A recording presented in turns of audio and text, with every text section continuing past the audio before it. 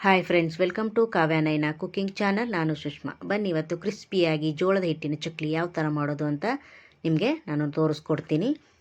1 ಕಪ್ಪಷ್ಟು ಹುರಿಗಡಲೆ ಹಿಟ್ಟು, 2 ಕಪ್ಪು ಜೋಳದ ಹಿಟ್ಟು, 1 ಟೇಬಲ್ ಸ್ಪೂನು ಬಿಳಿ ಎಳ್ಳು, 1 table spoon ajwain, 1 table spoon ಜೀರಿಗೆ ಪುಡಿ, 1 ಟೇಬಲ್ ಸ್ಪೂನು ಖಾರದ ಪುಡಿ, ಅರ್ಧ ಟೇಬಲ್ ಸ್ಪೂನಷ್ಟು ಉಪ್ಪನ್ನು ತಗೊಂಡಿದ್ದೀನಿ.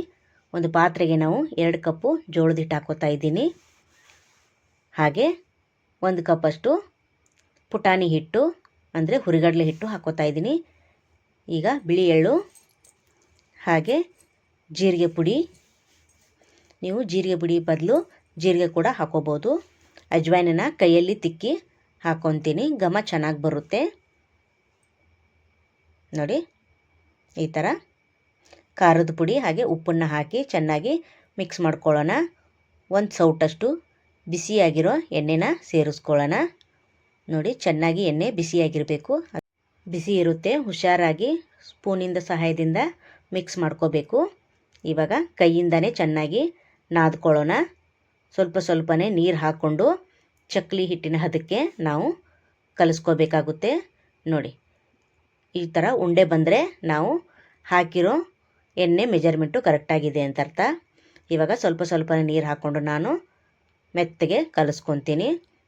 ತುಂಬ ಹಾರ್ಡಾಗಿ ಕಲಿಸ್ಕೋಬೇಡಿ, ಚಕ್ಲಿ ಮನೆಗೆ ಹಾಗಾಗಿ ಒತ್ತಕ್ಕೆ ಬರಲ್ಲ. ನೋಡಿ, ಇಷ್ಟು ಮೆದುವಾಗಿ ಹಿಟ್ಟನ್ನು ಕಲಿಸ್ಕೋಬೇಕು.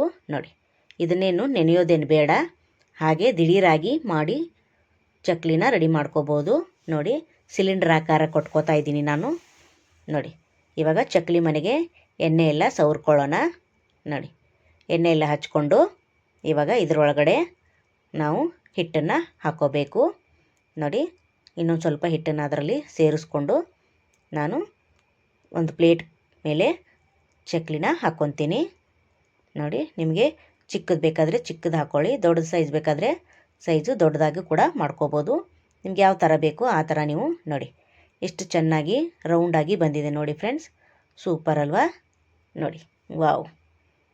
ನೋಡಿ, ಬರೀ ಅಕ್ಕಿ ಹಿಟ್ಟಿಲ್ಲ, ಮೈದಾ ಇಲ್ಲ, ಕಡಲೆ ಹಿಟ್ಟಿಲ್ಲ, ಬರೀ ಜೋಳದ ಹಿಟ್ಟು ಹಾಗೆ ಹುರಿಗಡಲೆ ಹಿಟ್ಟು ಎರಡರಲ್ಲೇ ನಾನು ಇಷ್ಟು ಈಸಿಯಾಗಿ ಮಾಡಿ ತೋರಿಸ್ತಾ ಇದ್ದೀನಿ.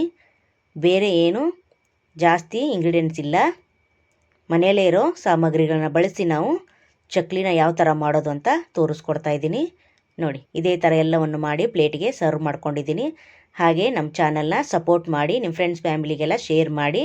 ಹಾಗೆ ನಮ್ಮ ವಿಡಿಯೋ ನಿಮಗೆ ಇಷ್ಟವಾದರೆ ಪ್ಲೀಸ್ ಲೈಕ್ ಮಾಡಿ, ಶೇರ್ ಮಾಡಿ, ಕಮೆಂಟ್ ಮಾಡಿ, ಸಬ್ಸ್ಕ್ರೈಬ್ ಮಾಡ್ಕೊಳ್ಳಿ. ನಮ್ಮ ವಿಡಿಯೋ ನೋಡಿದ್ದಕ್ಕಾಗಿ ನಿಮ್ಮೆಲ್ಲರಿಗೂ ಧನ್ಯವಾದಗಳು.